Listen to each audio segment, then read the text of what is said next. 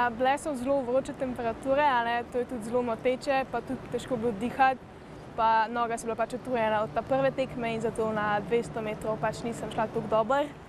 Sem pa na 100 metrov bila peta, sem bila tudi zelo blizu mojemu osebnemu rezultatu, tudi da sem zelo zadovoljna.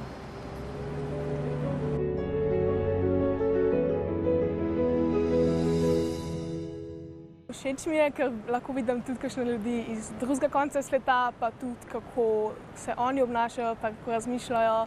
Spoznala sem 2 Slovakinji, pa enega Portugalca, ostalih pa jih nisem nekaj, ker ni bilo priložnosti.